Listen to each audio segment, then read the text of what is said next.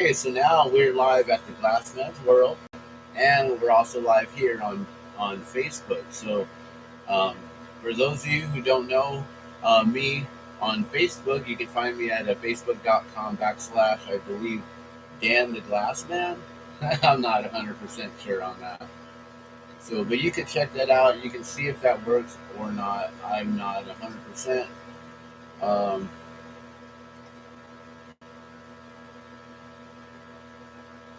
I wanted to just check my emails and things real quick. Okay, let's get back over here to the live broadcast. All right, so this is the first. Let's let me just type in.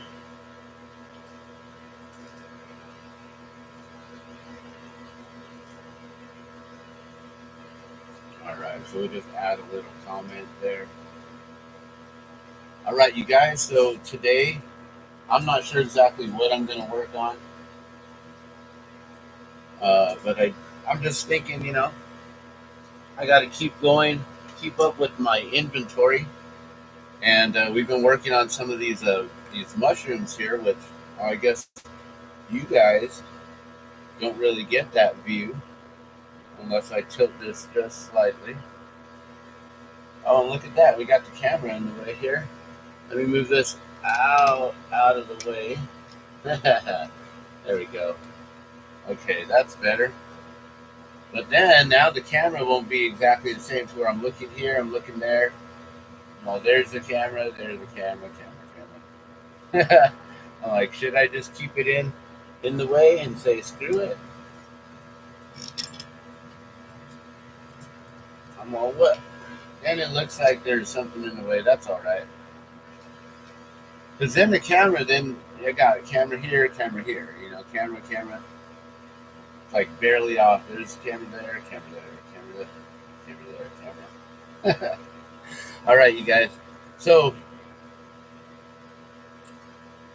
we've been working on these mushroom pendants here, which I don't think y'all can see.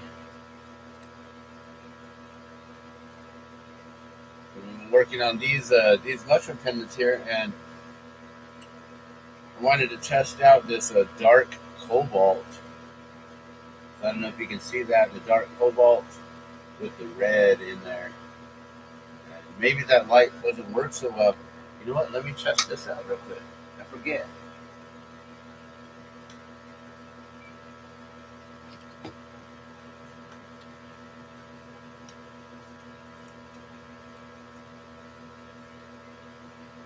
All right, bear with me for 1 second while I put some light on the situation here.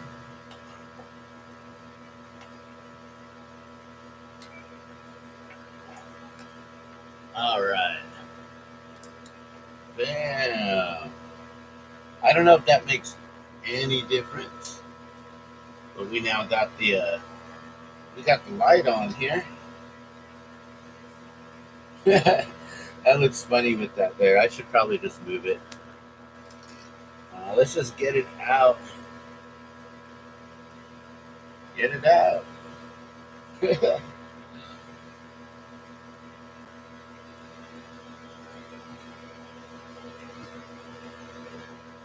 Okay, whatever. That's going to just stay in the screen just slightly. Okay. So yeah, we've been working on these here. The mushrooms. So you can see there. I don't know if you can see the red coming through, and then a little bit of color that tinge there. That's gonna be interesting to be able to see the quality of video and know if this is working better than this. All right, so I'm gonna get started with just making another one of these. I was making 5 of each, and then yesterday the family got up. My kids were up and they needed me, so I had to just step away, and I couldn't get the 5th one done out of all these here. So let me just get this set up. So what I do is I get the red that I'm going to use, right, which is the, I don't know if you can really see that red or not, but it is like a pomegranate. And then I'll add a little bit of this cobalt. It's a cobalt 6, I believe, which is super, super dark. Yeah, so that's a cobalt. I can't even see that, huh? Well, can you guys see that? Too bright. Okay, things are a little too bright. All right. So you add a little bit on the tip there, and then we'll use that to turn that into the mushroom. So those of you who've never seen how a mushroom is made, it's really easy. It's a quick, simple process. You basically put your rod into the torch, into the flame here. You get the tip of it molten hot. So you got to, keep on rotating it. I always go forward and backward. So I spin it towards me, and then I spin it away from me, and then I spin it towards me. Usually I do 2 rotations, then 1 rotation back, then 1, 2, and then 1 back, and then 1, 2, and then 1 back. I kind of watched Robert Mickelson, I believe, was doing that many years ago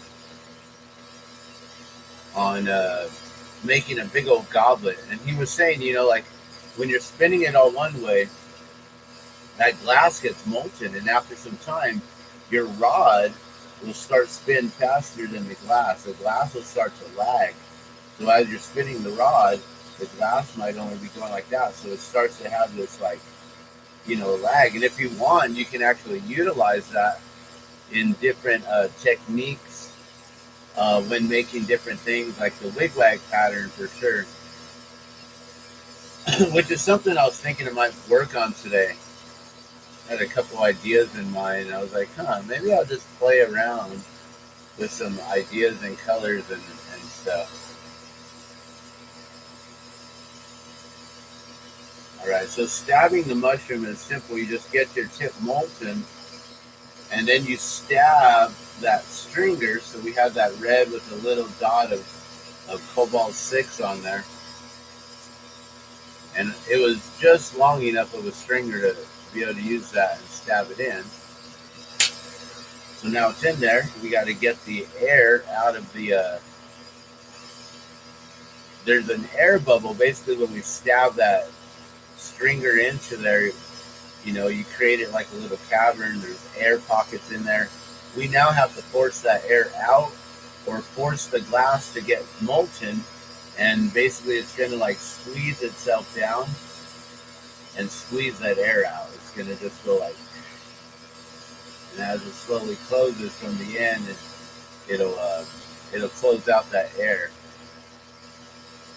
So the cool thing about these, working with the, and I don't know if you'll be able to see this or not without the lenses on, without your didymium glasses on, and being that the camera doesn't have the didymium on, even if you put didymiums on right now, through the lens, it wouldn't block out the sodium flare.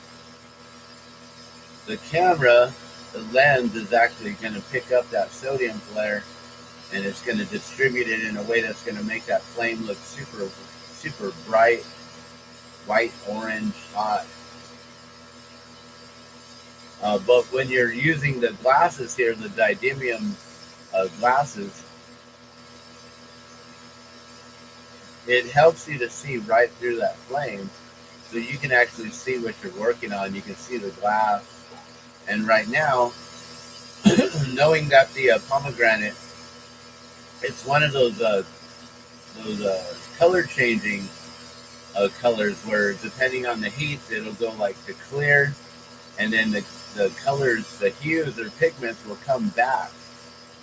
And so since I have a stabbed mushroom, the stem is red mostly. The cap has that black on the very end and a little bit of the red.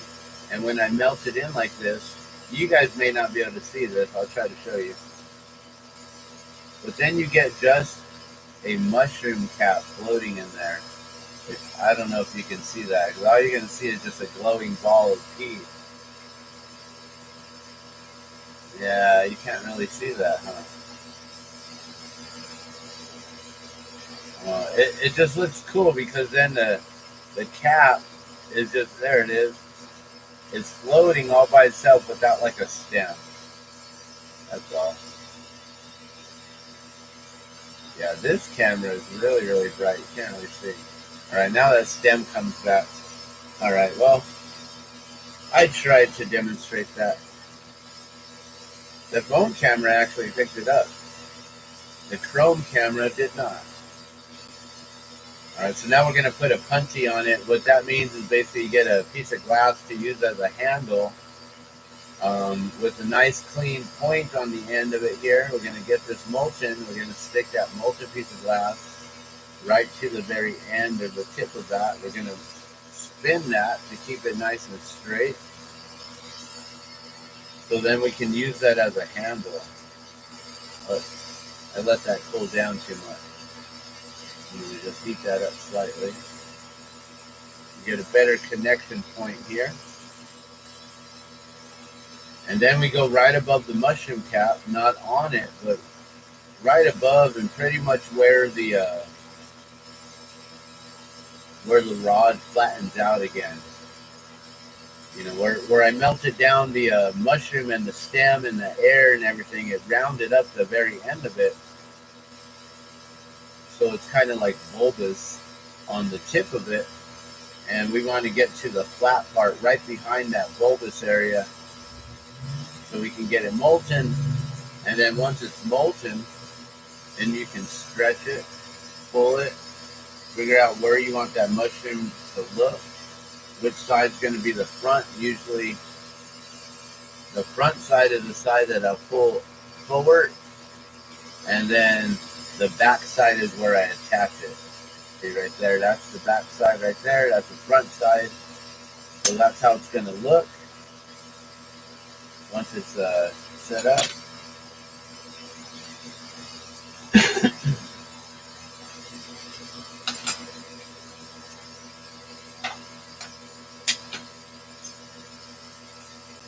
Then you get your reamer.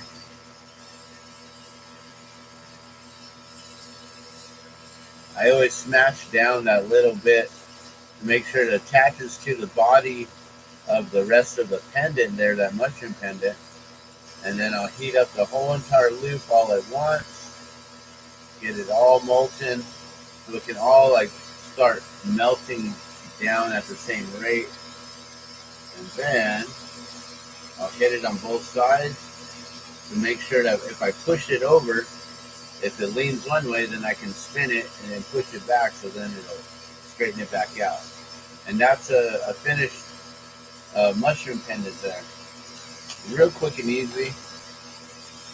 It would be quicker if I didn't stop and show you guys, you know, trying to show you that the color and how it goes away and then it comes back and all that. So it would be a lot quicker if I did not do any of that.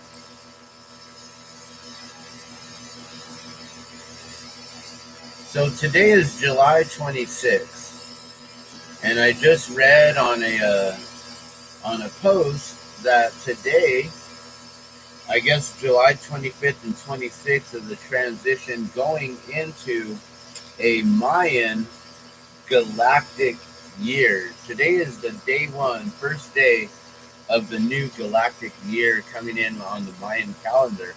So that means that today is a very auspicious day, a very important day, a very good day, perfect day for manifesting and setting your good positive intuitions, the good intentions out there, and just letting the energy of the universe and everything that's aligning right now to make sure that you become in alignment with it as well. So those are some cool things that I have recently heard about, and I figured I'd share.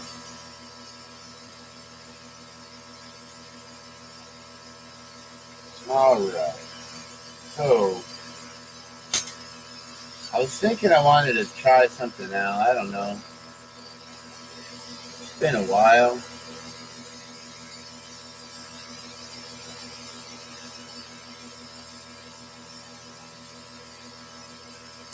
I probably should have wiped that down.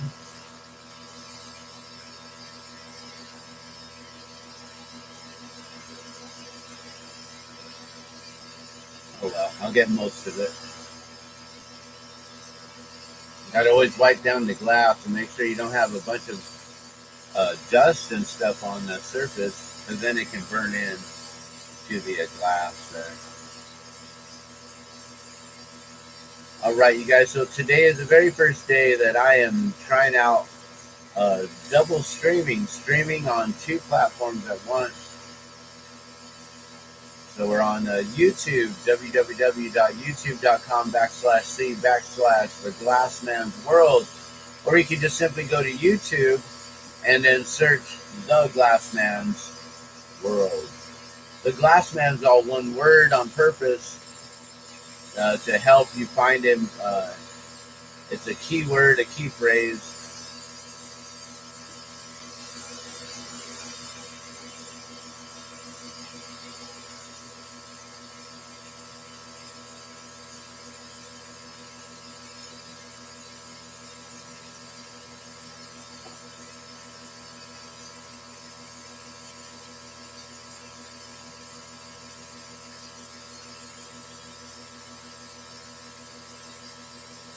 It's been a minute since I've done any sort of actual blowing glass on camera.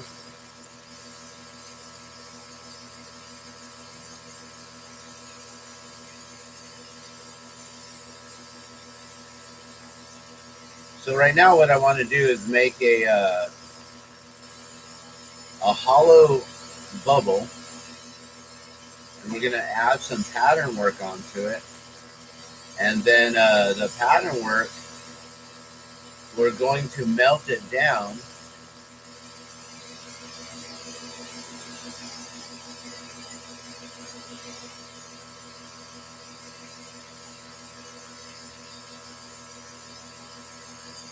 And we're going to create some sort of pattern. I don't really know exactly what I wanted to do. I don't even know if I want it to be a bubble. I kind of want it to be like a tube. So let me heat up the whole bubble here. You can heat it all up nice and consistently, and in strategic spots and areas. And we're going to allow gravity to stretch that tube down and go from like a bubble to a more slender.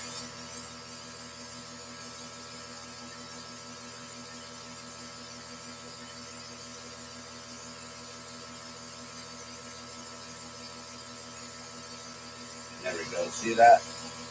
Alright, so that's what I'm looking for there. Something a little bit more slender, not so bulbous. Now,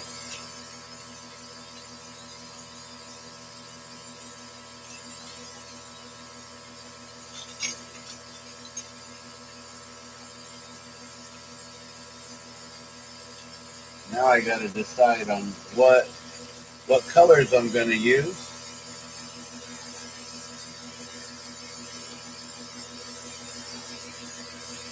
I know I definitely want to use some white. And then maybe just a few, like some dark and some bright colors to accent each other. Maybe we'll use that cobalt blue, that cobalt 6.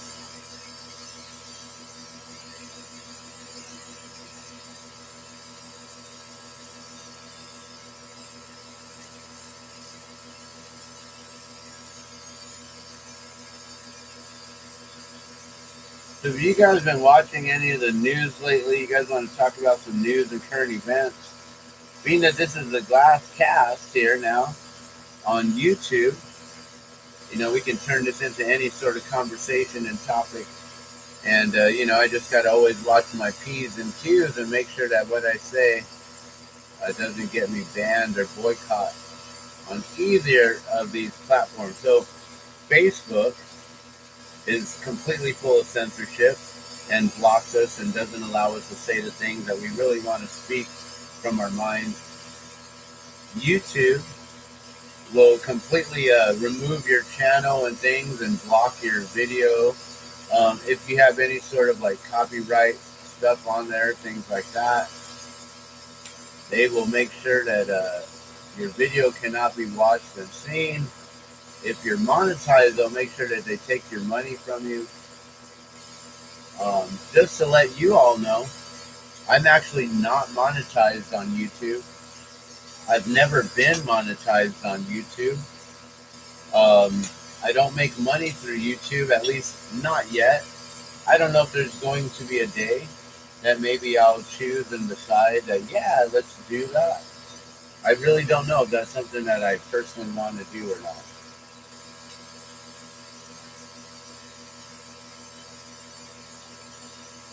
I kind of like being able to just keep things, open source and free flowing and not worry about the money. But then, if I'm doing something already, sharing information, sharing my knowledge, my thoughts, my theories, different things, whatever it is, if I can get paid for it at the same time, I mean, why not, right? So, I always have that debate in my own head on, well, do I actually want to be monetized or not?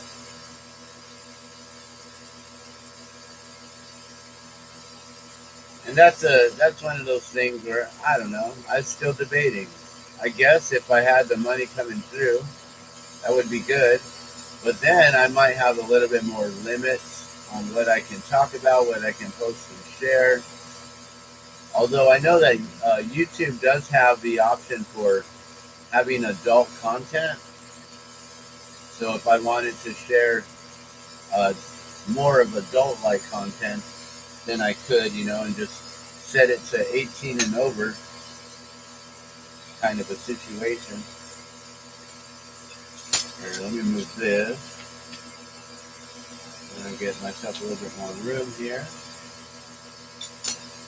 Alright, so right now I'm just pulling some stringers. That's what these are called here. So I got white, orange, and then we'll go with that cobalt, dark cobalt. And then, I don't know, I'm like, maybe a purple? That might be cool.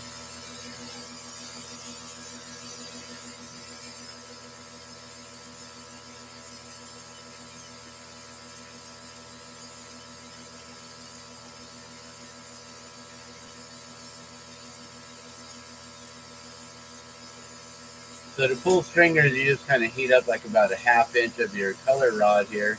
And then I use my tweezers. There's also ways where you can grab it with another piece of glass, like a punchy. And then I'll grab it and I'll start to stretch it. I'll slow down that stretch and get it to the thickness I want it to get to. And I use gravity to pull it straight up and down. And then I'll hold it horizontal like that, and then I'll straighten it out. And you only got a few seconds to straighten things out before this glass will set back up on you. It only stays molten for a few seconds, and then it'll set back up. All right, so we got that dark cobalt. I was thinking maybe, do we have? Yeah, we do. Okay. And I was thinking like a purple. And I want to see what this does. So we got this like kind of plummish purple. Sometimes these colors will tend to like white out or go a little bit grayish. So might not have that beautiful color of purple at the end. So we'll see. And a lot of times that has to do with your oxygen levels being a little bit too high, so you really want to have more of a reduction flame for some of these colors here. Alright, so see, just use the gravity, grab hold, and pull. Stringers are fun. Stringers are a fun thing to just do, and then to try to get them nice and straight like that. That's always a fun little daily challenge. And then me personally, I like to actually go in and pull the whole entire tip out where I can utilize the whole thing. You know, a lot of glass blowers, they won't take the time to do this. They'll simply just grab that piece, that chunk, and then they'll melt it off and then throw away that chunk. Color is very expensive compared to the other glass. So clear glass is like $6 a pound compared to color, which is $60 a pound. So that's a huge difference, right? Okay, so now we got 4 colors. That's pretty cool. So now what we're gonna do is we're gonna heat up this bubble here, and it's a little tiny thing, and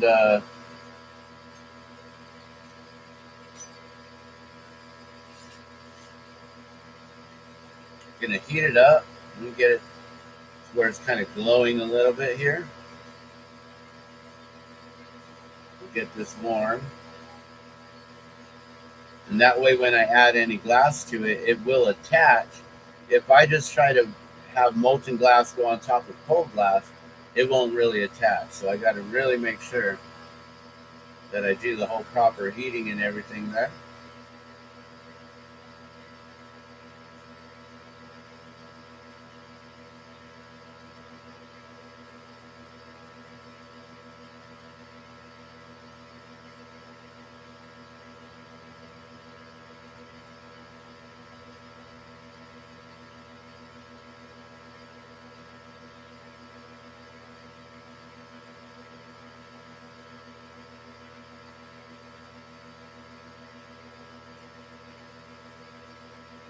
All right, and now I'm just going to go in and put some lines going around this this piece here to try to keep them evenly spaced out. We'll cover one side with the white, and then we'll add some of those other colors on the back side here.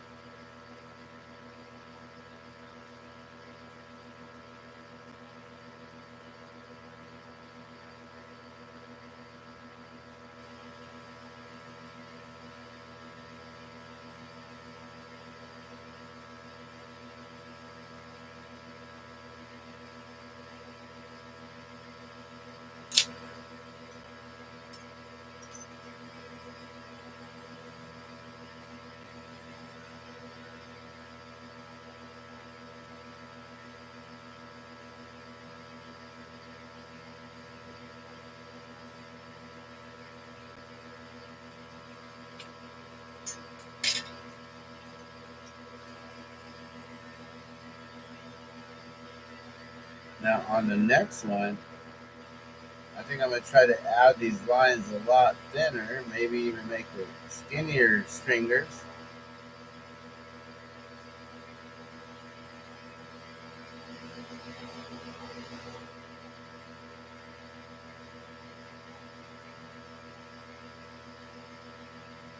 All right, well, we got them all to fit without touching. That's tricky. So as you can see, line them all up like that. Now, we're just going to melt them in. At this point, I could fume them and add a little silver fuming to it, and it would create a little bit of a luster or a haze, which maybe I'll do. I don't know. I could also put another color behind it if I wanted to.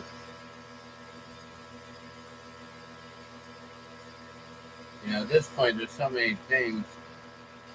That's the cool thing about glass that I love is that you can always just go from one to another. Like, oh, I want to do this sort of pattern. Or I want to change this. Or I want to try this out. And that's always the cool thing about glass that I really love. So right now, what we're going to do is we're going to terminate all of these the top here, we're going to pull them all together. We're going to bring them all together.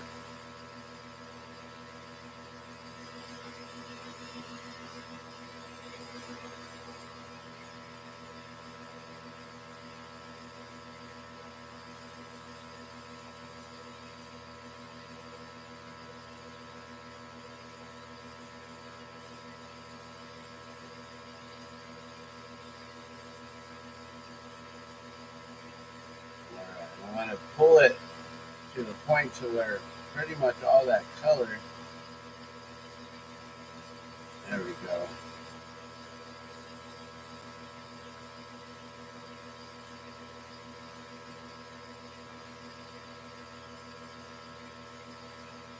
All right, so we'll just terminate that all together, just like that. And now I'm going to go in and heat this up. Still debating, do I want to fume it?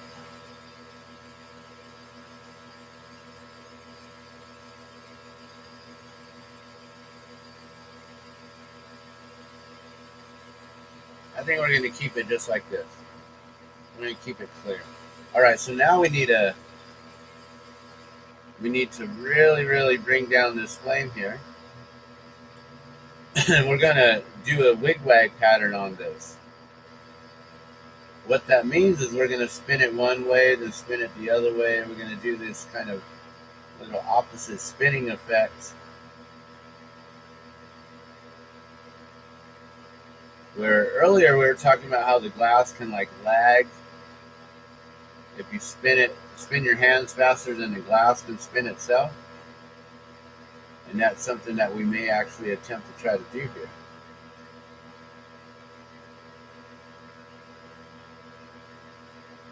So what I'm going to do is heat up this whole thing. I'm going to get this whole thing nice and warm. Oh, I'm going to give it a bit of a stretch. Did things get a little bit brighter there? That's interesting. The lens cover, or the lighting cover, just popped off. Good thing that I got these shades on to block out all that brightness. Alright, so now we're just going to make this a little bit more slender, that's all. Spinning it out some.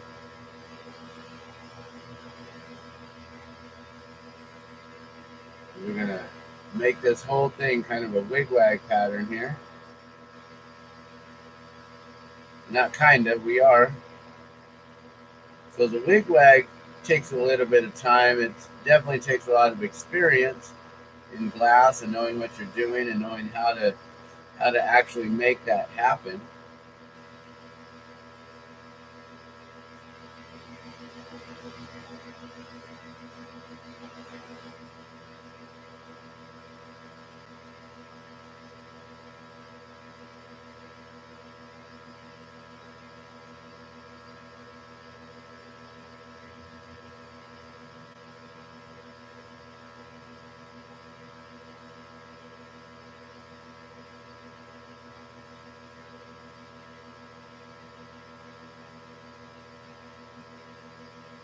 Okay. So now I got that all stretched out. I don't know if y'all can see that.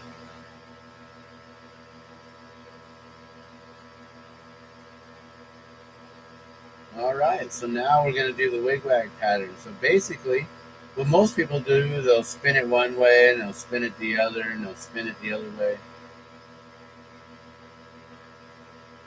I've learned to kind of hold it all in one place and get that pattern to spin backwards on itself, which I kind of like to do. I don't know if I've ever tried it on such a small scale here like this.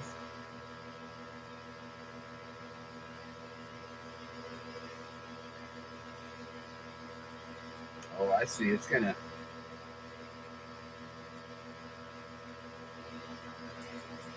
Okay. It's gonna try to thicken up some, so I'm gonna have to do it the way that they do it, where they just spin it one way. All right, so we're just gonna spin it one way. Bam. Right? Let it set up.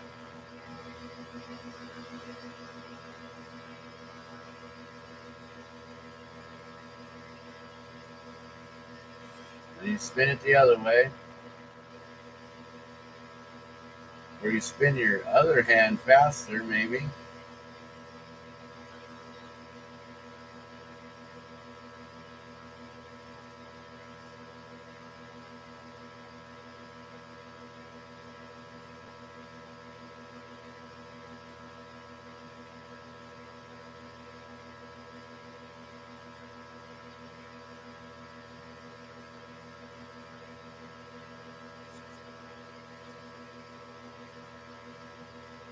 And then you spin it backwards that way. And then we let it set up. And we spin it back the other way.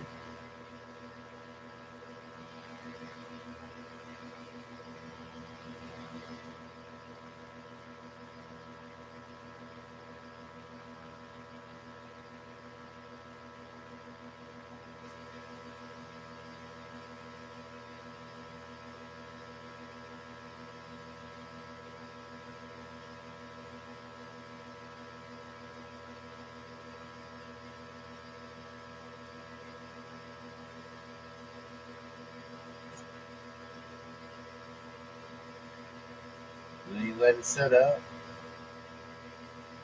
Then spin it the other way.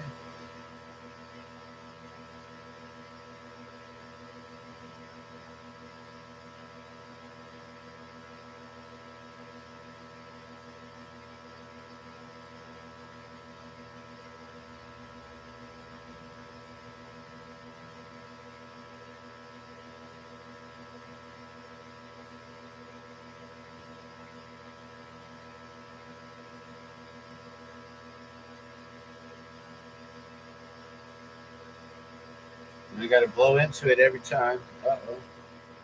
Lost the punchy.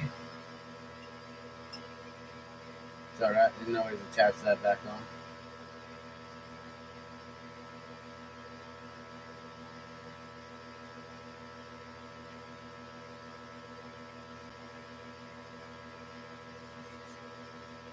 Alright, and spin it back the other way.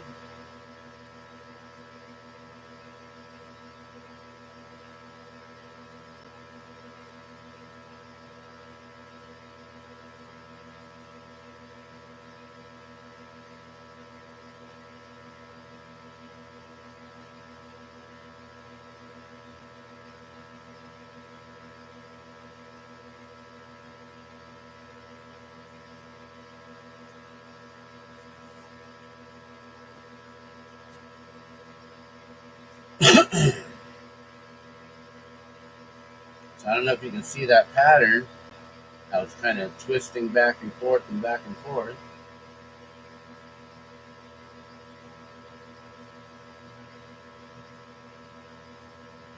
And then spin it one more time here at the very end. Just to get these ones to go the opposite way.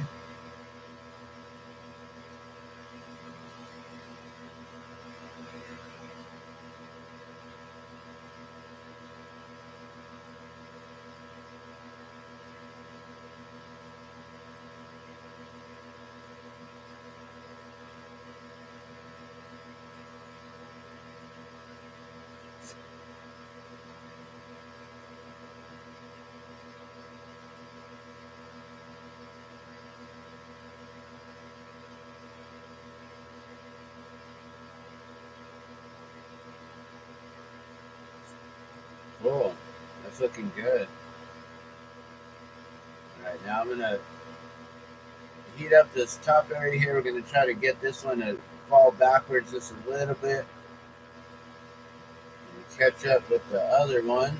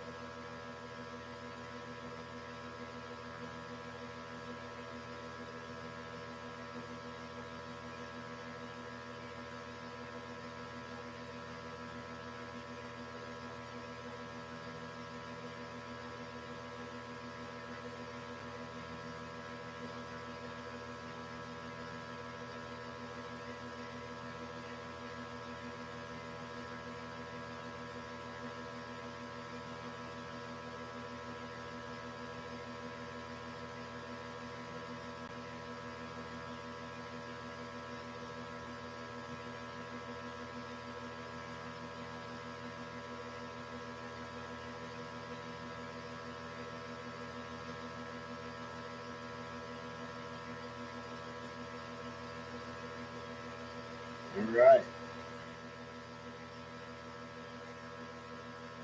I think I'm kind of pleased with that.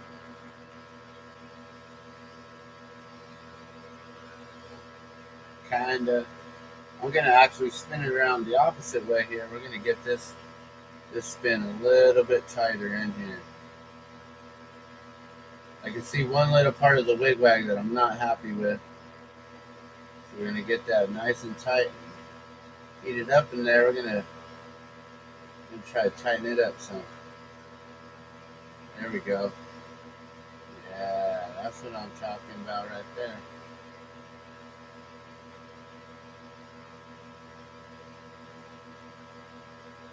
All right.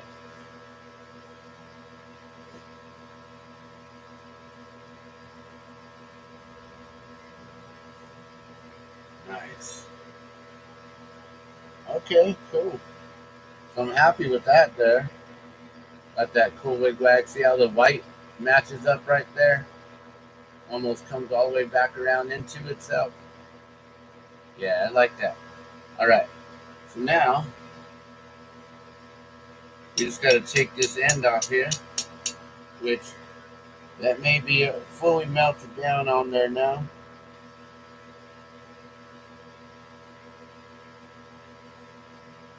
So we're just going to melt that off.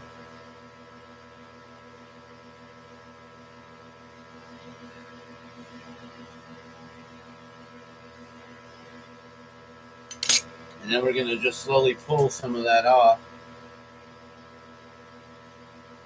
But also try to stay with the pattern so it doesn't unspin it or anything.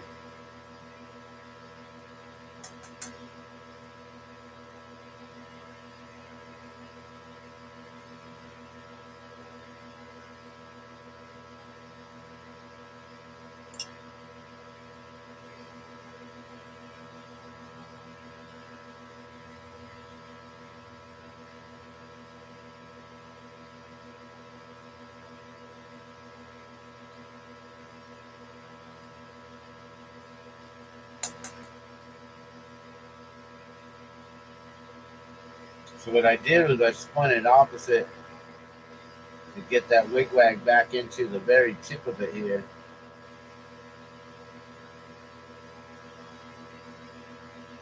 And just terminate that just right.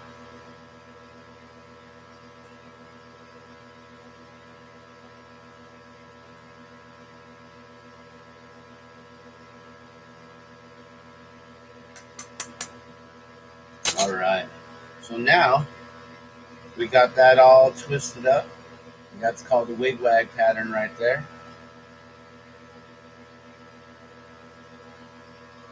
And I don't know if I chose the right colors or not. We'll see. Orange with the dark cobalt and a little highlight of purple. Orange and purple are complementary. Orange and blue are complementary. The white always adding a little bit of pop to it all.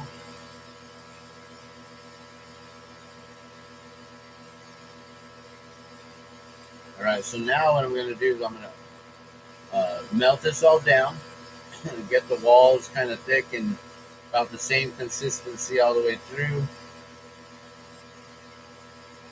And then we're going to blow it out to help with getting the walls, the thickness of the walls, the same consistency. We're not twisting the pattern now. Now we're just keeping it straight in its wigwag pattern and allowing that heat to just slowly melt in. And now also we need to blow out more towards my hand here and this tube than towards the tip.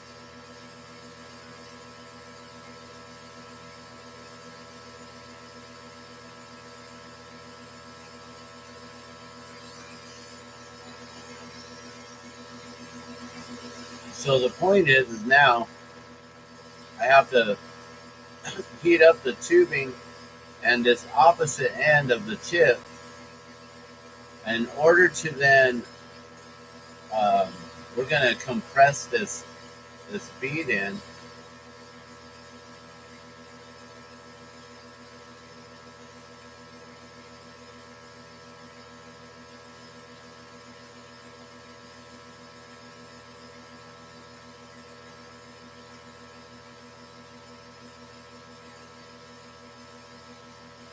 I just have to blow this part out. This is slightly bigger.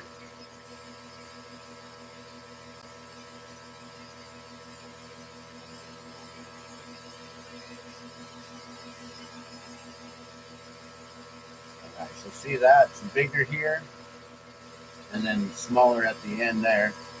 So that way we're going to condense it, compress it all into itself. And we're going to turn this hollow tubing into a beautiful solid rod here, or solid necklace pendant.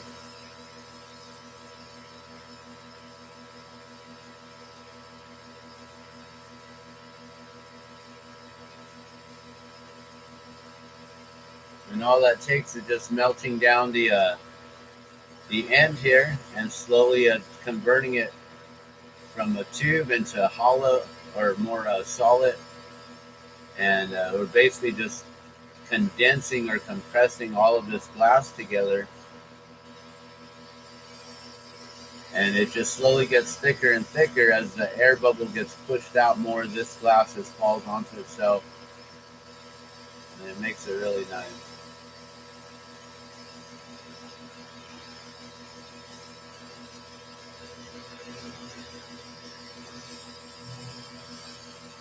All right, so hey, I see you got some people watching.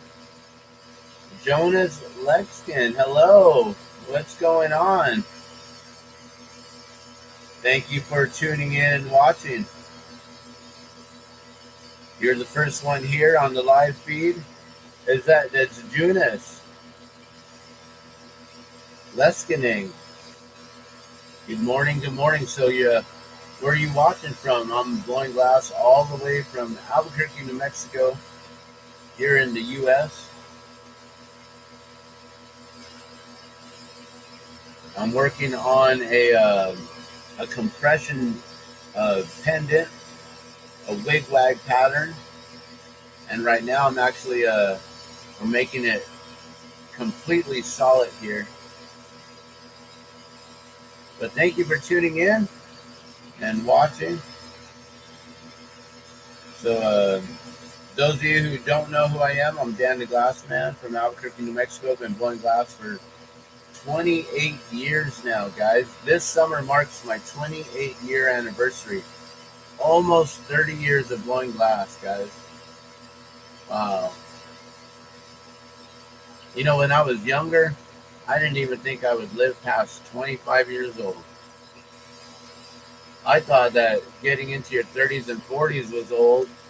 And I basically had that mentality of like, you know, rock star mentality, you know, or whatever, like live young, die hard, or whatever. Live hard, die fast. I don't know. I had a different mentality before I had children. Once you have children, that changes everything.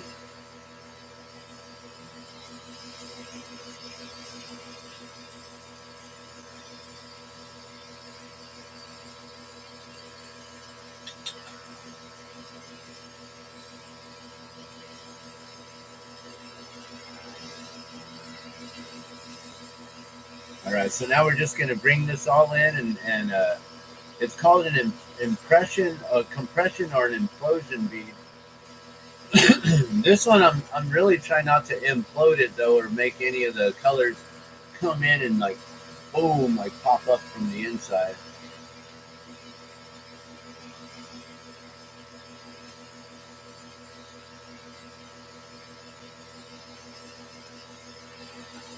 So it's been a while since I've actually done a glass cast episode here, And the reason why is because we recently lost a good friend of ours on July 10th, and it's been like 2 weeks now, and we've been just going through the whole, the mourning process, slowly just accepting the fact that our friend's gone.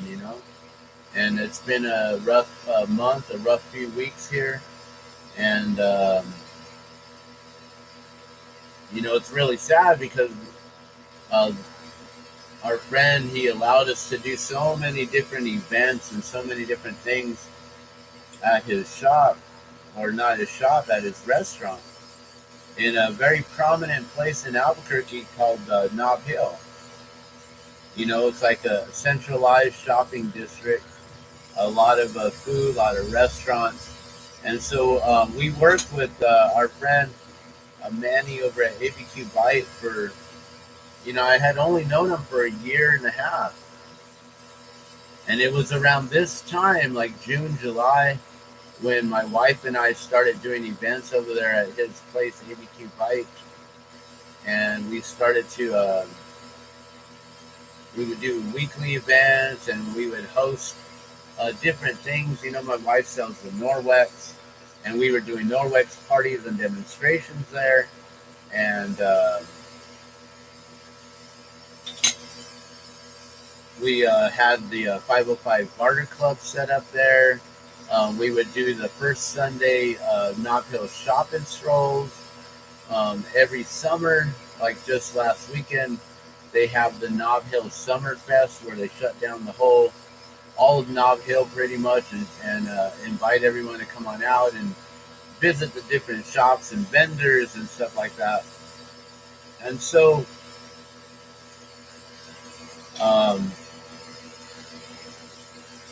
it's really sad last weekend that we weren't able to be a part of those events down there in Nob Hill. And went by to go see the restaurant, and it's so sad to just see it without any life, just completely shut down and empty. And I don't know what the situation is. There is another owner, or someone else who actually does run it, or own the building, own the place, own the restaurant, and the brand name. And our friend Manny was basically, if I had to guess, I would say he was just the general manager, and he ran that location, and he did what he could to take care of all the expenses, taking care of rent, and taking care of the different events, and taking care of the different employees that were there, helping them with cooking and doing all the different catering and stuff like that. And so there is another individual there, but I personally don't know this individual, and I don't know if this person would actually allow me and my wife to continue doing what we were doing there. I don't even know if this individual was privy to knowing that our friend Manny had been utilizing the space for doing different events like that, and allowing us, he gave me a key for the spot and allowed me to come in and out whenever I needed to grab things. I had a couple things stored there, which I got to remember today to make a phone call to the owner and let her know that I did have some items in there that I wasn't able to get before he passed. I would like to get them if possible. So yeah, for the last few weeks, we haven't really done anything. We haven't spoken about much of it. And I really am not going to speak much about what occurred or whatever. That's for his family and his his even long time family friends and stuff like that. Like I said, I only knew him for a year and a half, although we became very close in that time. And I really wish that I had stopped in there that last month a little bit more often to check up on him and just see him, just spend more time with him. I didn't realize he was going to go so soon. You know, and that's the thing is these days, in this age that we're living in right now, we're going to be losing a lot of individuals over and over again. And it, it's just with the situation of society and health and things. You know, there's going to be a lot of tragic losses, and we really need to try to get to a place of understanding, connecting with God, and connecting with our own internal souls and our own eternal spirits, and to really understand what this life truly has to offer. And that, you know, the time is short. Our time here is definitely limited. And, you know, it's up to us in order to seize the day, you know, carpe diem, to seize the day. And, you know, with today being July 26th and it being an auspicious day of a day of emergence, a day of reawakening,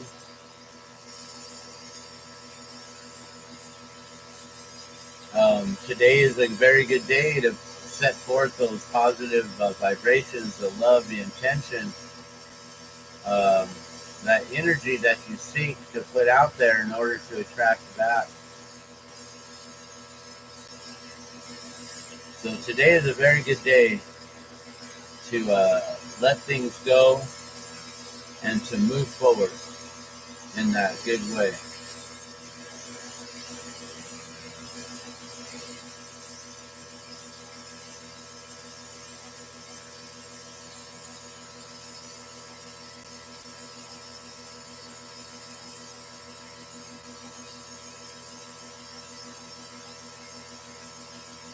So I captured some air bubble in here.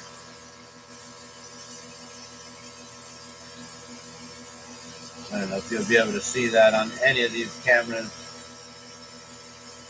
But there's an air bubble in there, which I'm going to have to determine how do I get rid of that, get it out of there. Because it's kind of deep. It's not going to be one of those easy ones to get to.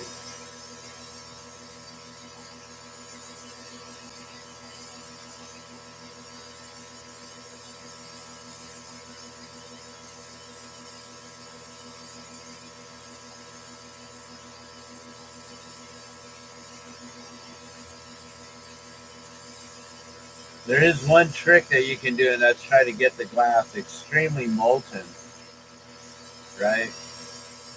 You get your glass extremely molten, and then you try to allow that air bubble to rise up to the surface, and then pull it out. Not such an easy task to do. What I'm going to do is try to, yeah, we're going to just heat this side up right here. And we are going to try to just expand that out, at least round it up some. Try not to boil the glass.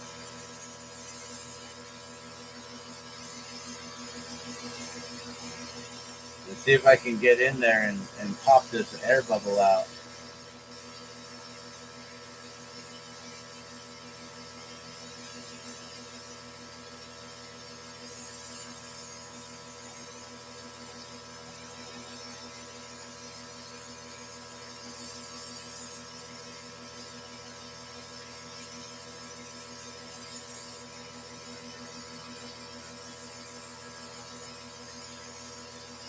Cool, it's slowly coming to the surface.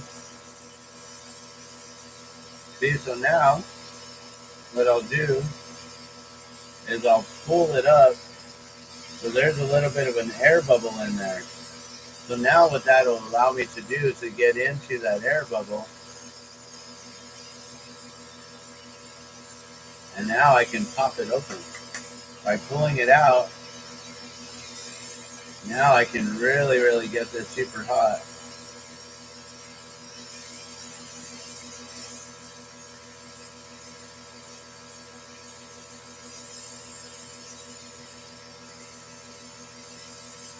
pull that whole air bubble out, or attempt to.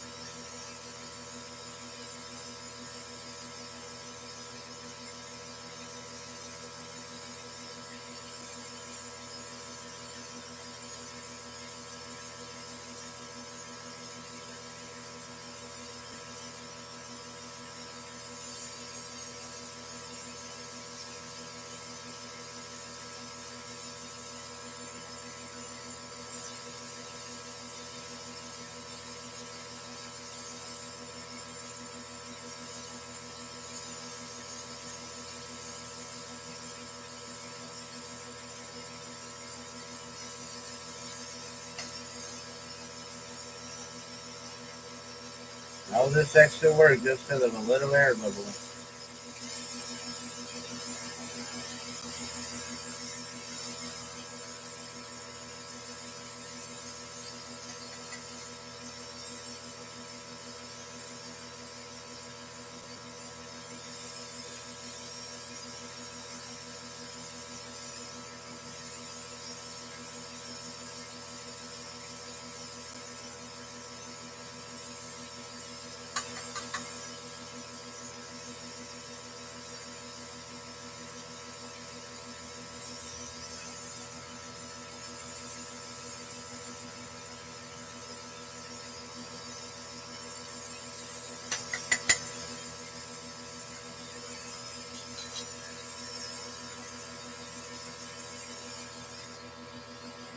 Did I get it?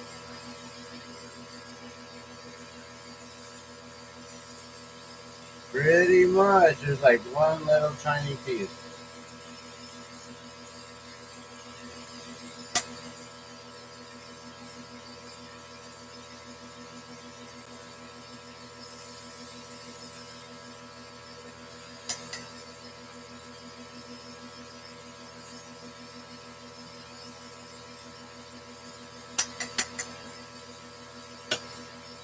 All right. That air bubble's gone. That color pattern looks really cool. It's going to look really nice from the other side. Now we just got to round up this whole thing here that I flattened out and pulled all that glass from.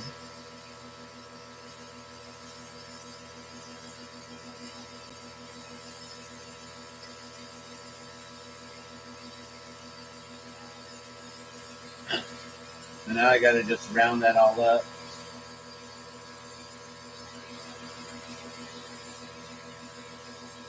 Try to get the glass to fall down from each side and kind of slump down into the center there.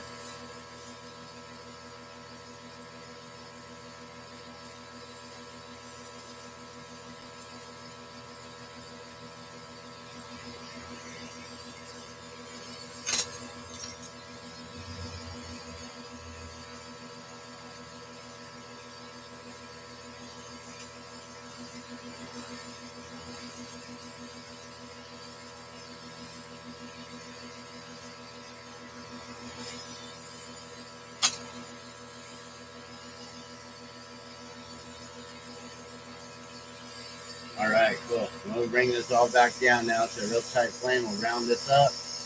We'll take this off. I need to decide if I'm going to put any kind of colored backing on it or leave it open. I may do a white wrap on the outside of this with a white loop.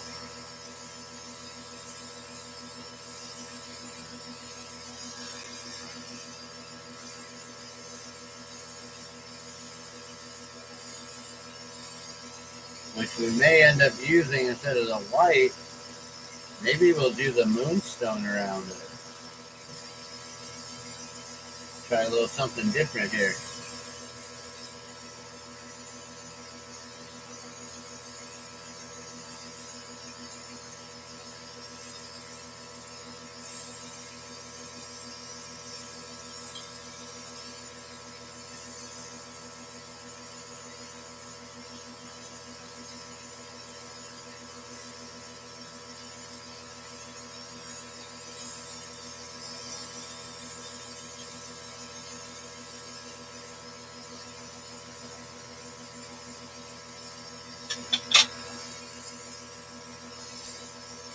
Alright, so now we just melt this down. I wish I didn't have that air bubble in there. But I know what I did wrong. I should have blown it out a little bit more rounder instead of keeping it cylindrical, which then trapped that air bubble in there. If I had it just a little bit better rounded, it would have not had that space, and the air would have not gotten trapped in there. So that was my bad. We still got to deal with the actual air bubble that's in this piece. So that's the one thing, is when you're making these, you always have to deal with an air bubble. But that was an extra air bubble I didn't really want to deal with.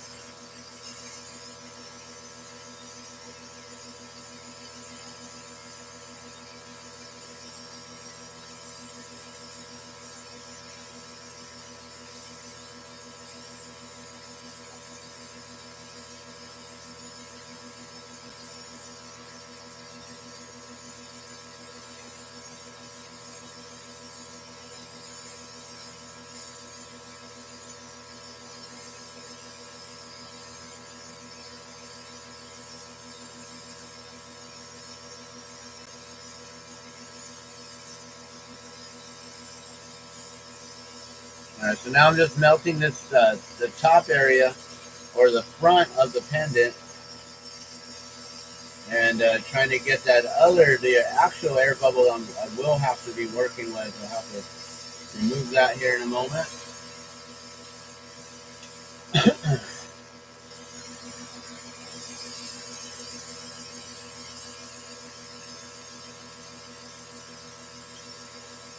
Yeah, and that's also helping to get that back onto axis there, because that's what I really needed too, is to round that back out.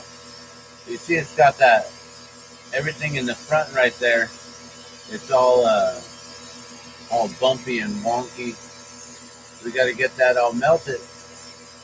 But at the same time, that's in the front, so what I can do is probably start working on the white here. We can do that whole color wrap I was telling you. And I got to determine, am I doing the white or am I doing the moonstone? Because once I add it on, then there's no coming back from that. I'm going to go with the moonstone.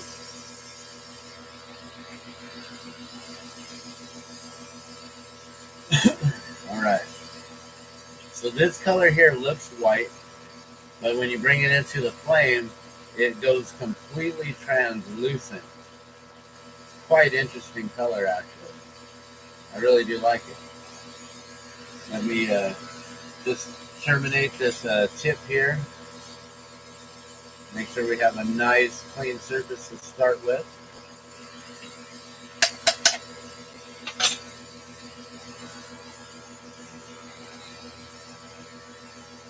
Alright, and now I'm going to simply attach this all the way around.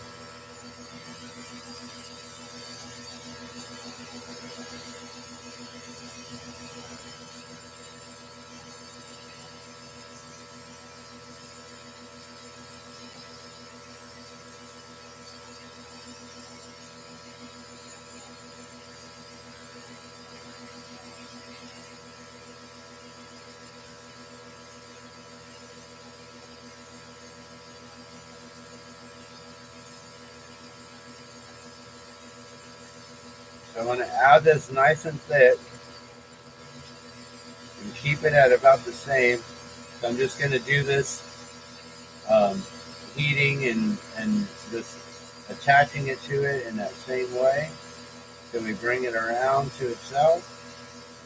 There we go. Nice.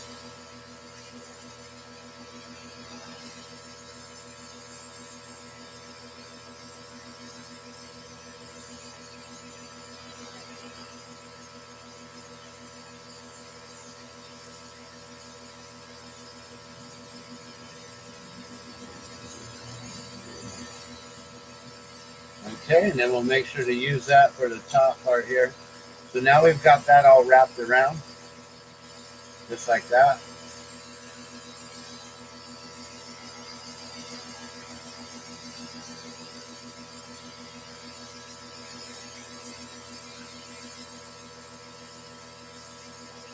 So now I'm just going to attach it directly to the pendant and the backside. We're going to make sure it all becomes one piece of glass, all molten and nice and flat. You won't be able to see any of the grooves or creases.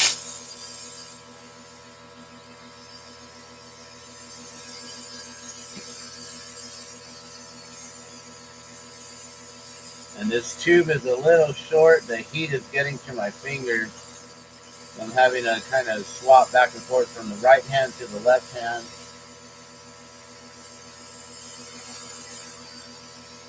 Just for my own self-safety. I don't want to overheat my fingers or anything. And I'm going to back that color back just a little bit. It was thick on one spot, so I just wanted to extend it over, bring it back. And I guess Juna says, hello, what are you doing? And then, hello, and then left. So, sorry, when I'm blowing glass, sometimes it's hard to read comments. I can't really just sit here and start reading all the time, you know. Don't want to burn myself or mess up the process in any way. But what I'm doing is I'm blowing glass, and I'm making a really beautiful pendant. And the process takes some time, so if you have the time and you have the patience to sit around and watch a live glass blowing demonstration, you know, just have some patience. Know I will get back to you. I will read all the comments when I can, if I can.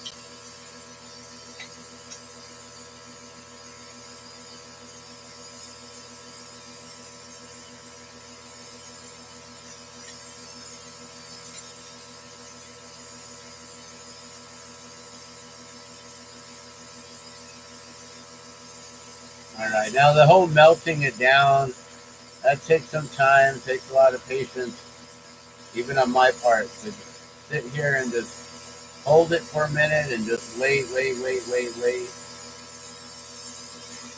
Let it get melted down. Let the flame do its work.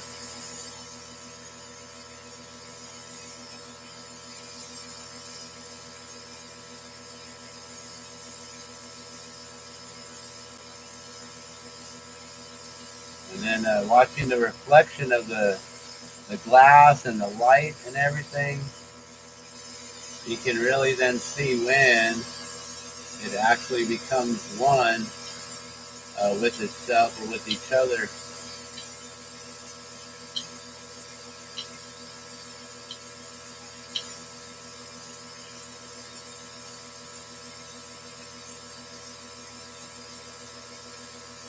You can see a couple little spots, so I got to just be more patient with.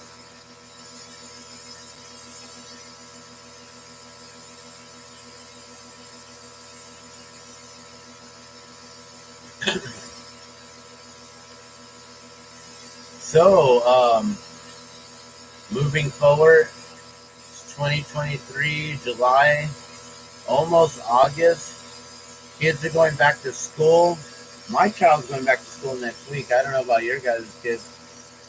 My child goes to a local charter school, and I believe they're going a week or so before. But I don't know. I've also heard that there's already some students in school already across the nation here in the U.S. So, yeah, let me know. Are your kids in school yet or not? We're getting ready for all of that. And, you know, all new school year and a lot of new things going on.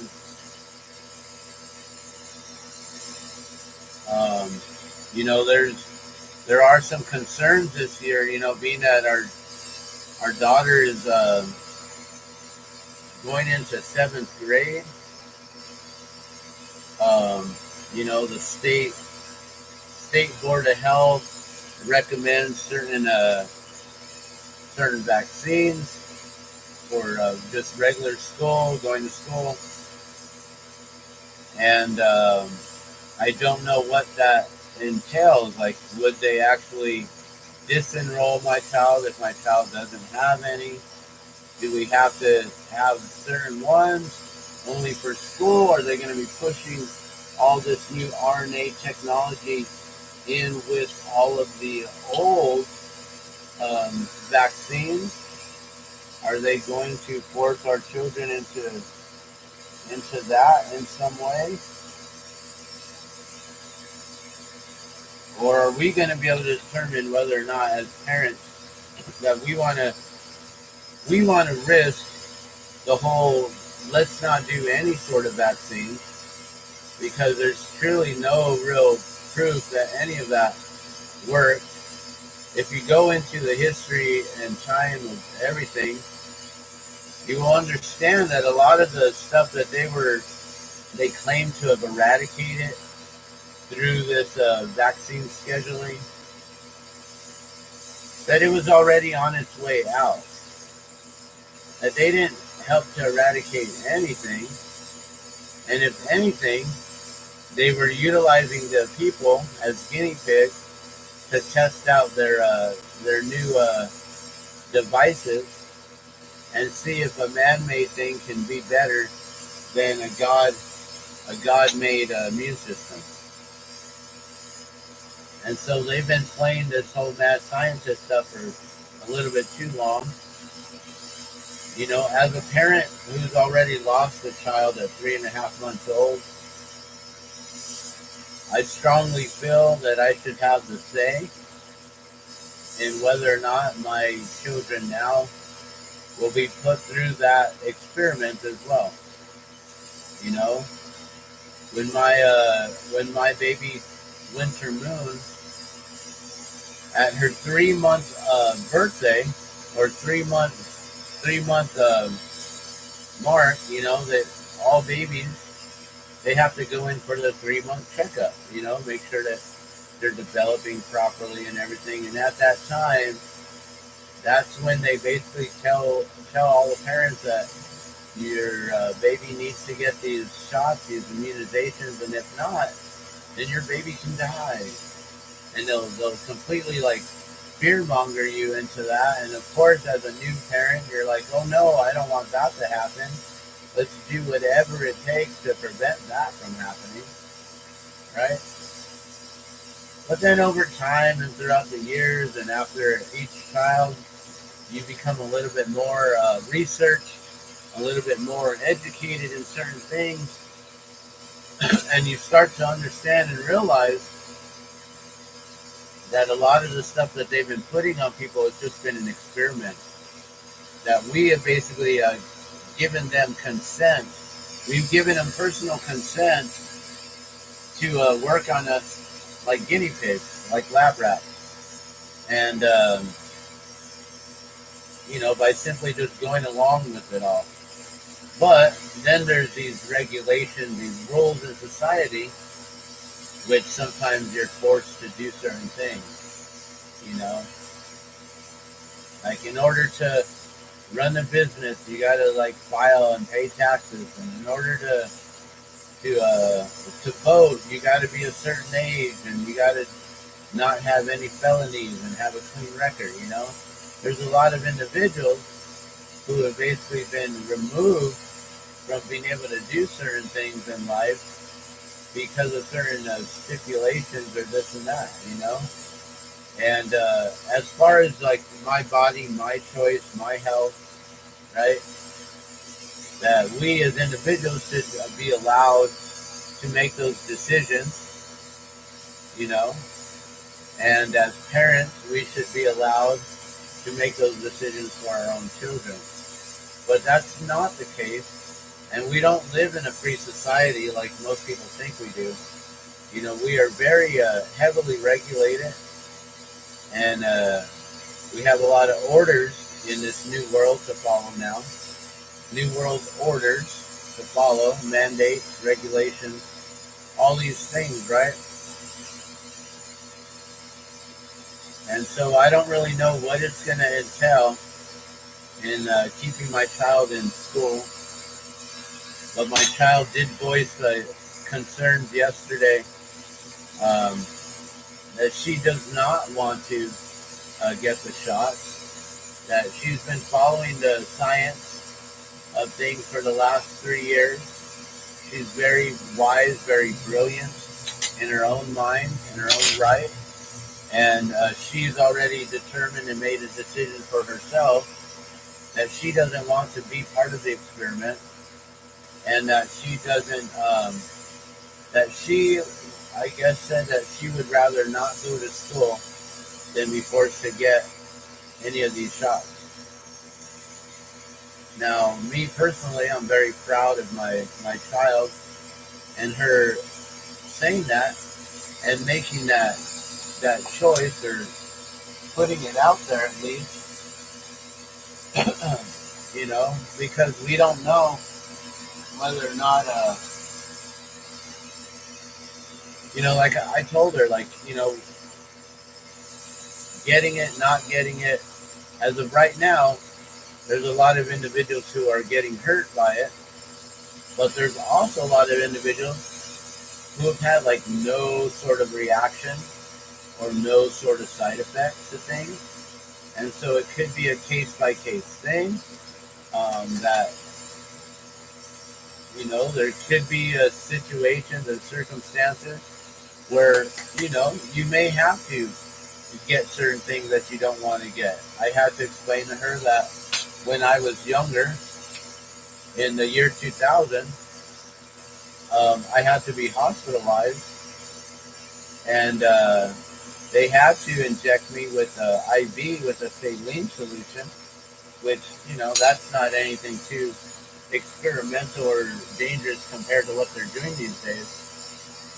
But I told her that, even certain procedures and things, we may have to get them when we don't truly want them or believe in certain things. But in order to prevent ourselves from losing our lives or going sooner than expected, that there are certain things we may need to do in life. So, I'm not saying 100% don't do this or don't do that.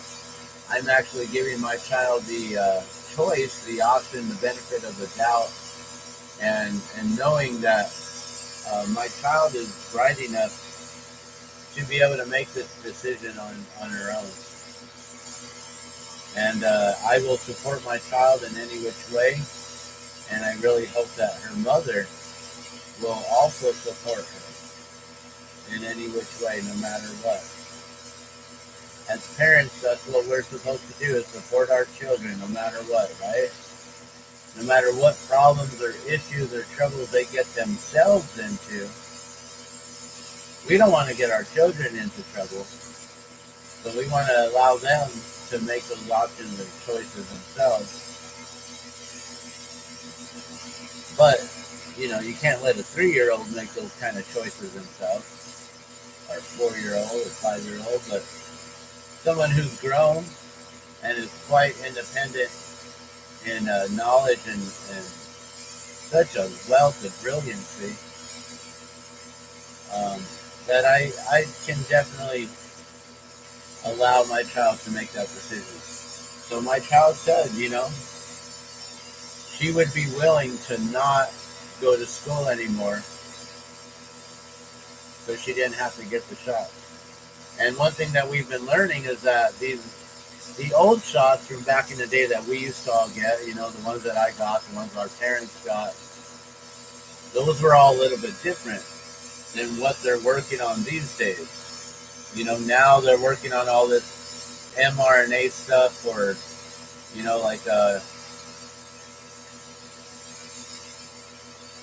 they're coming up with things like, oh, we got a new jab for HIV and for AIDS. It's like, what? A jab? Really? So what they're doing is they're messing around with people's, with their proteins signatures within their cells. They figured out how to perforate the cell wall. They figured out how to get into the nucleus, which has never been done before. But they figured out how to do this and to restructure or reorganize your DNA through RNA.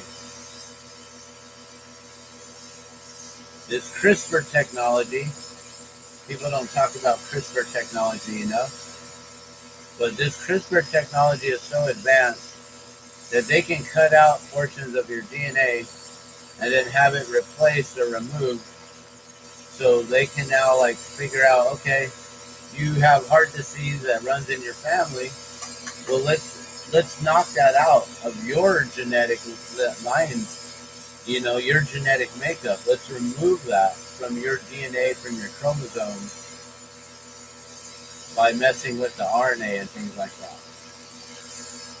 So that's what's been going on in the last few years, is that they utilize this whole COVID pandemic as a way or a means of getting everyone to go along with an experimental project where they're using humans as lab rats now with our consent, even though they haven't given us the complete patient disclosure consent agreements and forms as they're supposed to by law.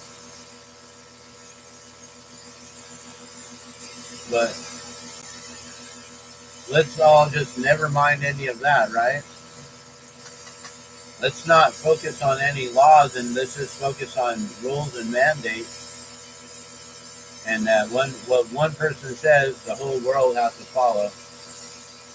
So it's idiocracy is what it is.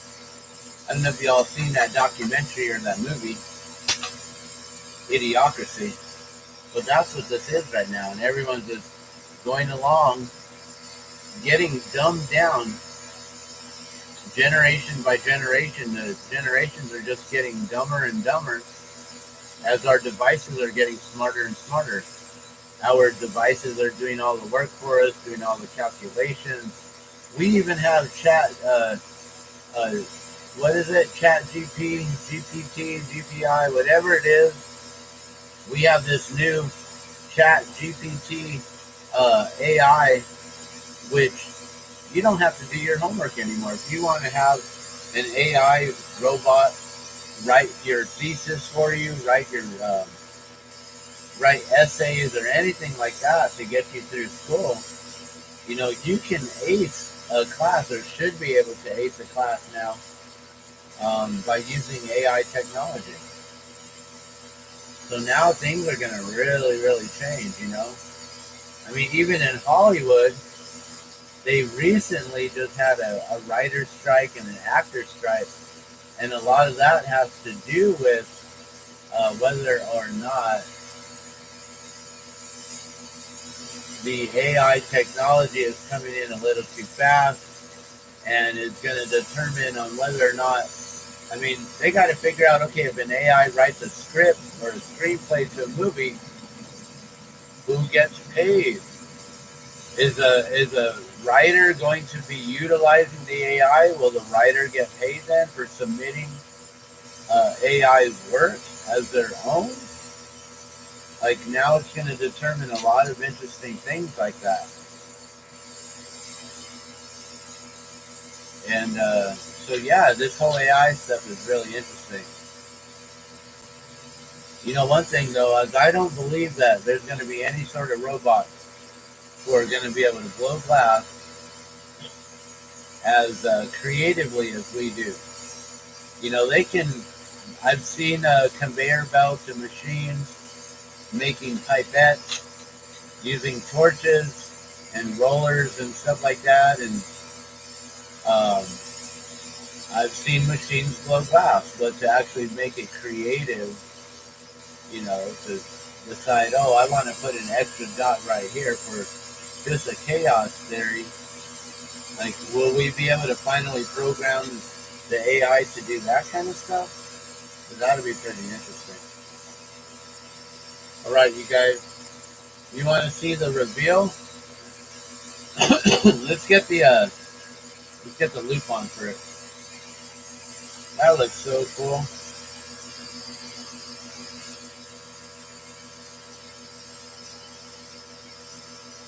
Oh dang, that says G. What up, G? Can you see that? Oh, what up, G? Oh, I got it. That looks like a G to me. That dark blue.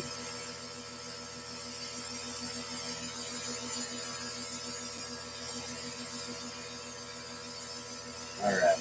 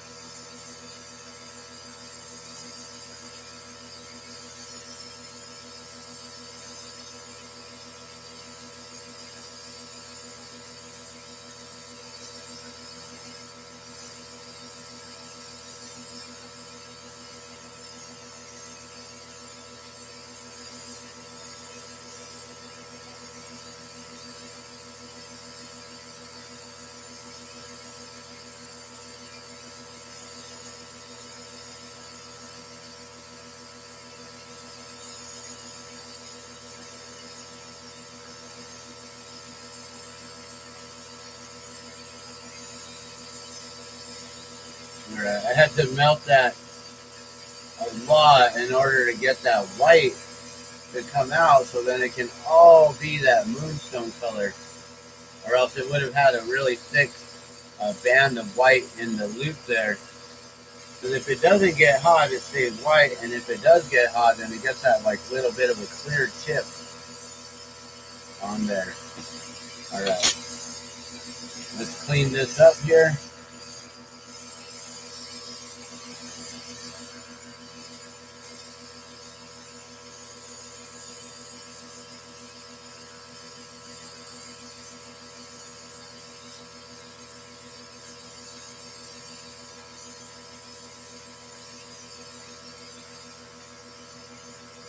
So now I'm just sinking in this, I call it moonstone. I don't remember what this white is called.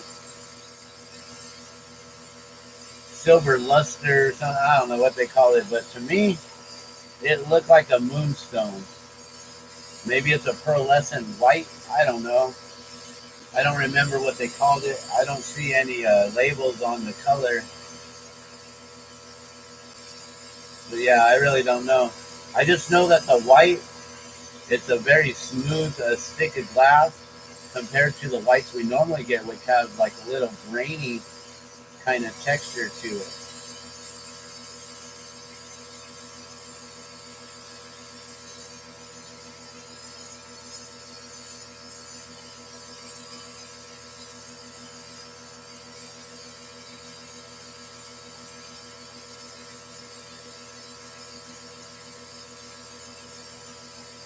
All right, so see that? See, it's got a little, to me, it's got a little bit of a lean on to it. I don't know if you can see that, so I got to move it over to straighten it up some.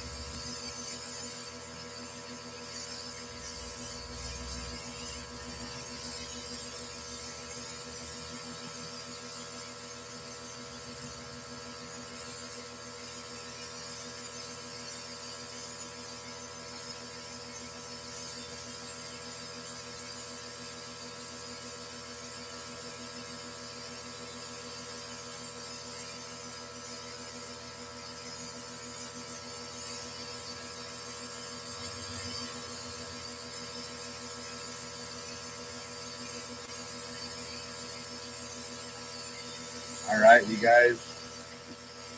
There you go. That looks pretty dope. So it's orange with the blue and a little bit of purple. Or actually, it's like orange and purple, and it's got that little tiny bit of that dark to make that line on there. You know, that would have been dope if I put it on the other side of that purple too. I could really accent that. All right, I see what's going on there. Little purple, and then put that blue on the opposite side. That'll really make it pop. Light colors, dark on the outside, with really light colors on the opposite. All right, this is done, guys. And that, I don't know what I'd ask for that. I don't even know how long that took. Let me see, we're at an hour and a half. Hour and a half long.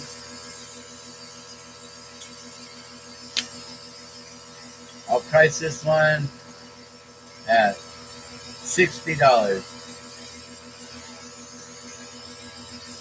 I don't know, maybe I should auction it.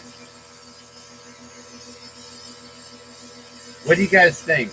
Why don't you comment below? Should I auction this off and go to the person who bids the highest? And with a buy now of like 60 to 80 bucks? Or should we just put it up for sale and whoever buys it, buys it? Let me know in the comments below.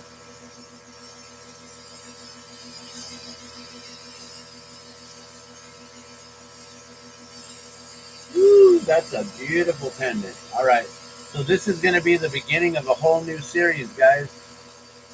New pendants. Here, let me do a really nice close-up of that. Beautiful. There's the background. There's the front. See how it's all magnified like that? Awesome.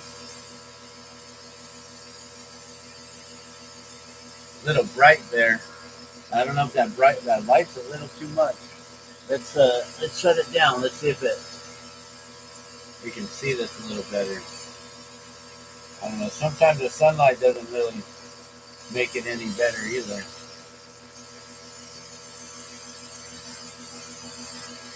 All right, I'm gonna drop this in the kiln, guys. Here we go.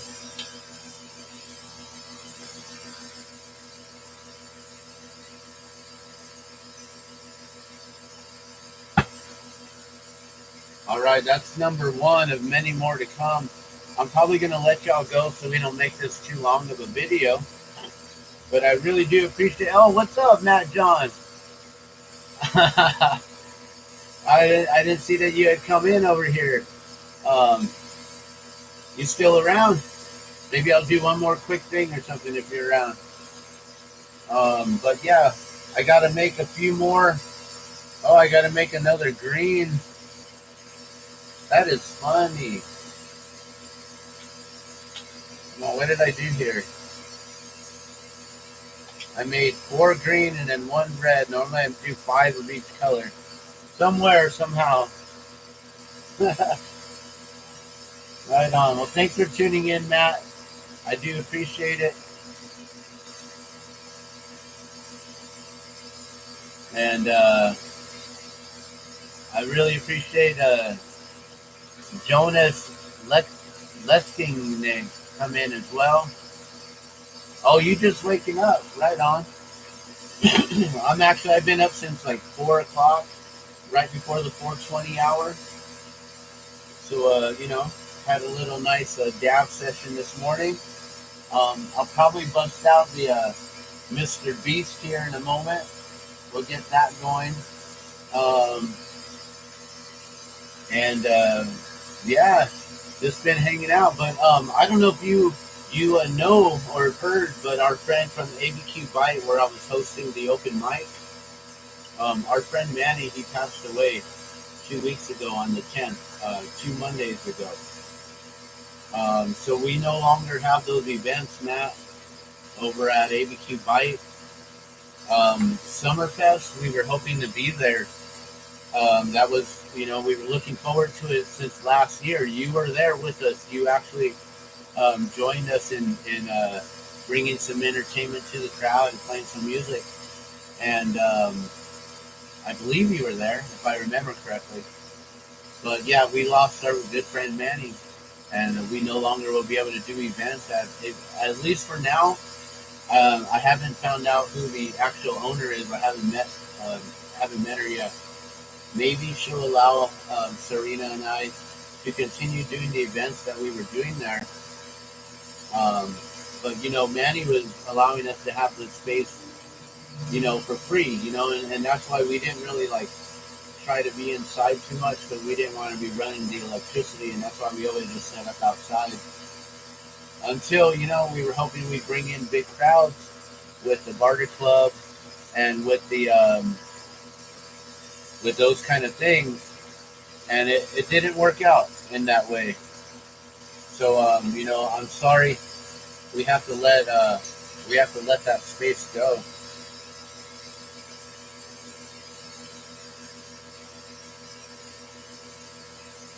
But I really do appreciate you.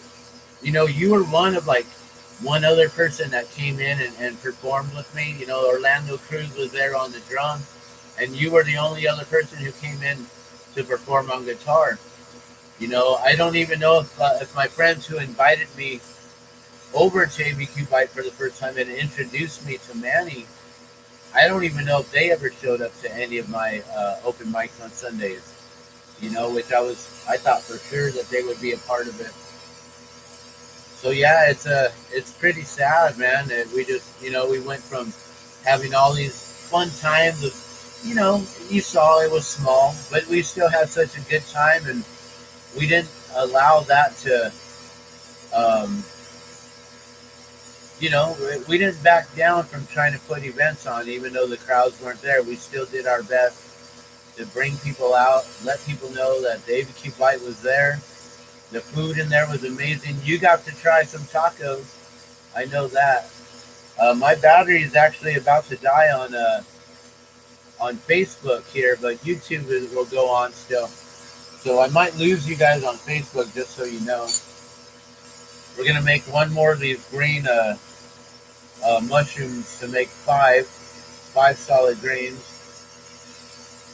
But yeah, brother, it's so sad to lose friends like that, and then someone who was so giving and like yeah, like did he when he fed you tacos? Did he like even bill you, or did you have to go up to him and be like, hey, like how much do I owe you? Like he was probably gonna just give you those tacos for free. I found out that he did a lot for the community. In 2019, I guess that's how he met Sue. I'll call her his wife. Through God, because they were connected in that way. And even though that they had some hard times at the end, and they had their own falling out with each other, she was still right by his side in that hour when he was passing over. She was right there by his side. So yeah, they're married like for life. Their souls are connected for life in that way. And so in 2019, I found out Manny actually opened up ABQ Bite to a lot of homeless people, and he turned that into a place where people could come in and get fed, and if they needed to use the bathroom, or I don't know if he had a shower in there at some point, but I guess he allowed people to wash up, to get showered up or to take a sponge bath or whatever.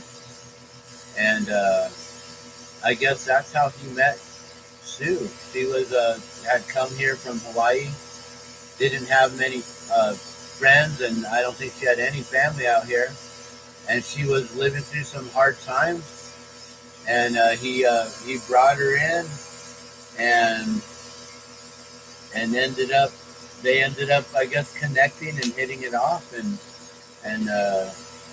from that point on, he helped her to build herself up from there and to become established as an independent woman. And now now Sue is like our friend, a friend for life.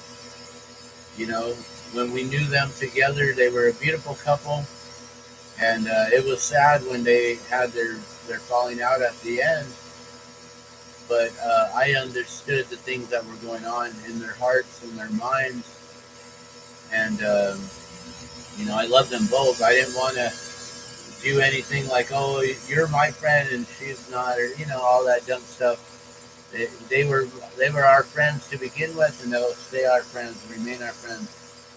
So love and blessings to you, Sue. I really appreciate you and everything that you've done, and I appreciate you taking us to the to Manny's services. Although you needed the help, Manny was the caterer, and when we lost Manny, there was no one to cater his services, his funeral. So I heard the message from God to step in, to do what I could do with my own cooking expertise.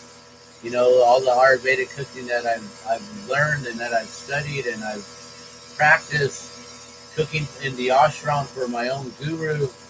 It was a no-brainer to just get on the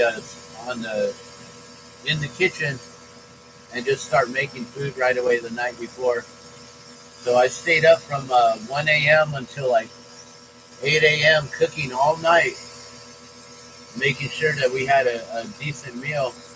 And I'm so grateful I did so. I was going to try to wake up at 3 a.m. and try to get it all done. But it took me till 8 o'clock, and I still didn't get everything that I had on my list done. So, I'm just grateful that I listened to the calling, that I followed through right then. I was like, you know what? I just need to get up and go. Let's do this. Keep down bowl.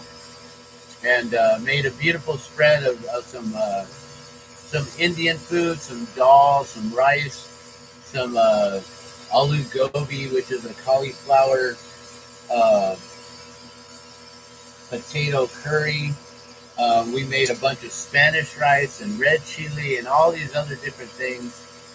And yeah, it was just it was a beautiful spread, and I'm grateful that I did that because all they had was like pizza, sandwiches, and a lot of desserts. Donuts, pastries, cakes, pies, cookies, all that stuff, all that good stuff.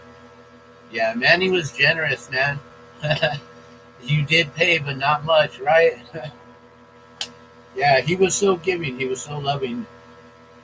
I made a beautiful heart for him, and this is the remnants of the leftover glass that I had, and so I made that for him. It's a beautiful heart with a blood drop coming off the bottom of it. I made a larger one. It's really, really big.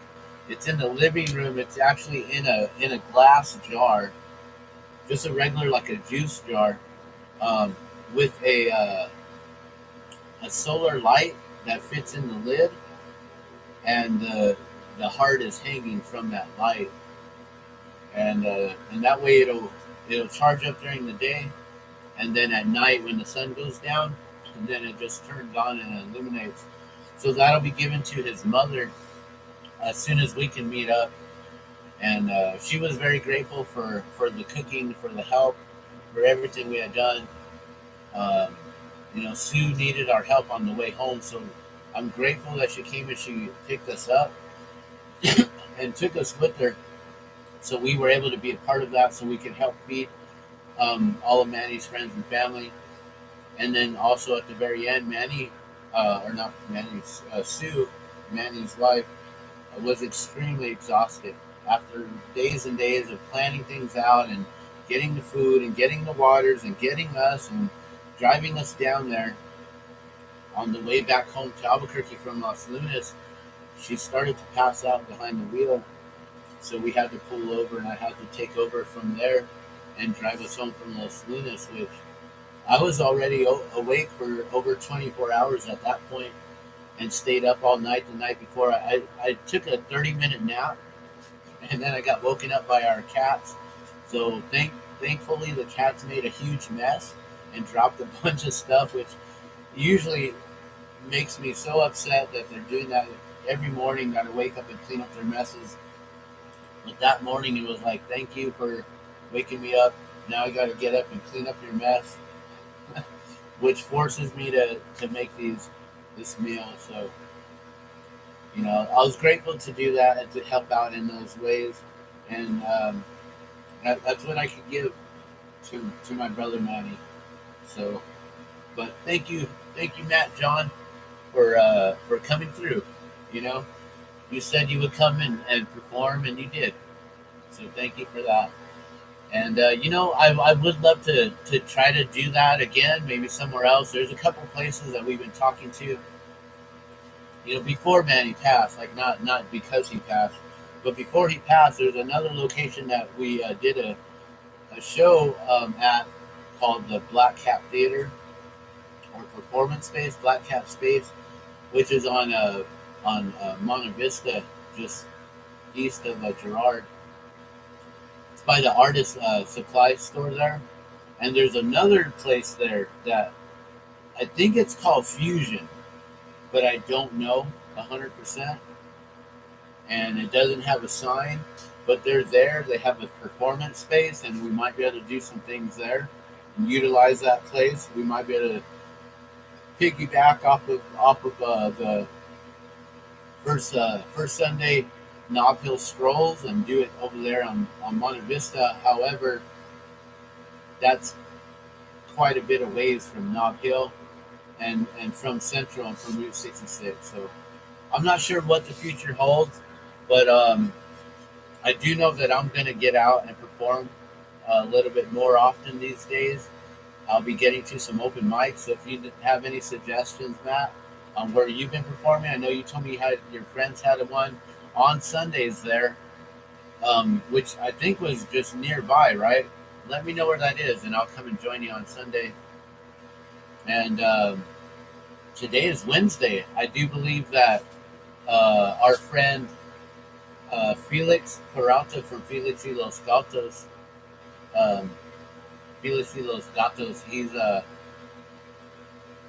he hosts open mic at the, I'm going to say, Albuquerque Distillery, which is on Central, just west of San Mateo, right next to the new Wex. I think there's a Wex right there. And I believe that's from 8 to 10 or 6 to 9 or something like that. So I may check that out tonight and just finally get out and do a performance. And maybe I'll honor Manny and do my Oahu song, which he always loved. He always wanted me to perform for Sue, since Sue was from Hawaii. And, I don't even know if Sue's ever heard that before. Facebook just shut down. I'm sorry. I hope that video is posting up. But Facebook shut down, which is silly because I could have just plugged it in. Oh, well. Whatever. I'm going to let y'all go. And I'm going to get myself something to eat, a little snack. I'm going to have a smoke break a little more. And yeah, I'll come back live a lot more often now that I have this set up here. I believe it works good, and the stream works good. You can hear me decent enough. I know that I can bring the mic volume up a lot better by hooking up a microphone, so we'll do that soon. But other than that, Matt John and Jonas Leskinen, thank you so much for tuning in and watching. You are the only two that came in live, but I appreciate it. And love and blessings. I'll see you guys soon. I'll be back here. We'll do some more stuff. I may actually be doing Mondays. It was my glass cast day, but I may actually turn that into Music Mondays. And I may just do a glass cast in the morning, and then music Mondays in the evening times, like around dinner time, before dinner.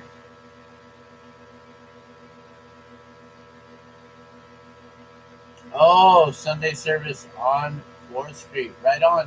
All right. Thank you, brother. I'll see you soon. Love and blessings. All right. I'm out.